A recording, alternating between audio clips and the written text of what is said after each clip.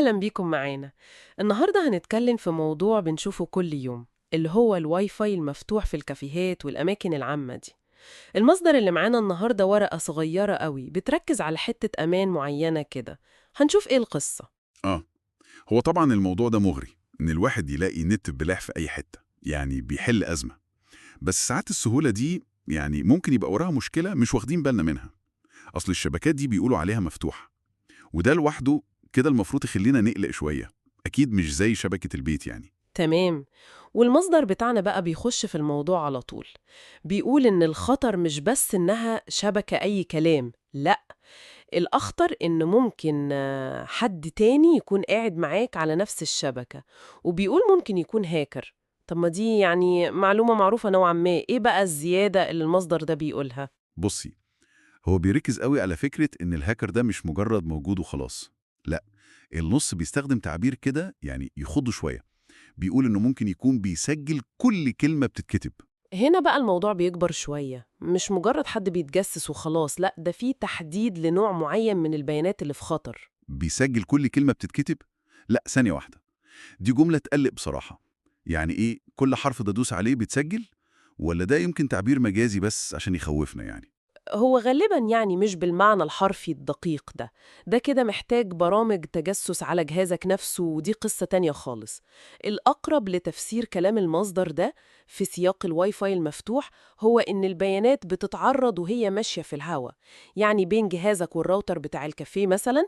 لو الشبكة دي مش متأمنة كويس بتشفير يعني، بتبقى البيانات دي مكشوفة، زي ما يكون حد بيتكلم بصوت عالي في مكان زحمة، أي حد قريب ممكن يسمع. يعني كأنها كارت بوستال كده ماشية في الهواء، مش جواب مقفول. بالظبط بالظبط كده. تخيلي بقى لو باسوردات أو رسائل معينة مش متأمنة، أو حتى بس انتي بتفتحي مواقع كل ده ماشي كأنه كارت بوستال. أي حد يعني بشوية خبرة بسيطة وأدوات وقاعد معاكي على نفس الشبكة يقدر يشوف الكلام ده. فالتعبير بتاع تسجيل كل كلمة ده ممكن يكون مقصود بيه البيانات اللي هي نصية ومش متأمنة دي، بالذات الباسوردات وكده. بس استنى، في نقطة مهمة هنا. دلوقتي أغلب المواقع بقى فيها ال HTTPS اللي هو القفل الأخضر ده مش المفروض بيشفر الداتا وبيخليها يعني آمنة حتى لو الشبكة مفتوحة؟ تمام، سؤال كويس جدا. هو ال HTTPS ده بيشفر المحتوى اللي بينك وبين الموقع نفسه، وده مهم قوي طبعا. وبيصعب جدا إن حد يقرأ الباسوردز مثلا لو الموقع نفسه متأمن. بس حتى مع وجوده في حاجات تانية ممكن تتكشف. زي إيه مثلا؟ يعني اللي بيراقب ده ممكن يعرف انت بتزوري مواقع ايه بالظبط، مش المحتوى لا، بس اسم الموقع نفسه. ودي لوحدها ممكن تكون معلومة حساسة لناس معينة. وكمان مش كل الابليكيشنز اللي على الموبايل بتستخدم تشفير كويس لكل حاجة. وفي كمان هجمات يعني أعقد شوية، ممكن تحاول تضحك على ال HTTPS ده في ظروف معينة، بس دي أصعب شوية. ياه، يعني حتى القفل ده مش حماية خلاص كده 100% على شبكة مفتوحة؟ الواحد فعلا محتاج يفكر تاني. هو حماية أساسية ومهمة جدا، بس مش لوحده كفاية. عشان نقول إن الشبكة المفتوحة دي تمام، لازم دايما نتعامل معاها بحذر. يعني خلاصة الكلام من المصدر ده ومن اللي بنقوله، الواي فاي المفتوح ده عامل زي مكان عام. وجودك فيه بيخليك مكشوف للي حواليك. لو المكان ده مش متأمن كويس، يعني الشبكة وحشة، بياناتك اللي ماشية دي ممكن أي حد يشوفها.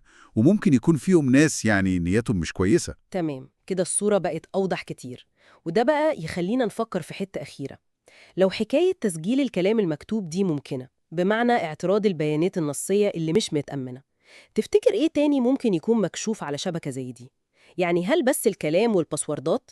ولا ممكن الموضوع يوصل لملفات بنبعتها، صور، أو حتى يعرفوا نوع موبايلنا وإيه نظام التشغيل بتاعه؟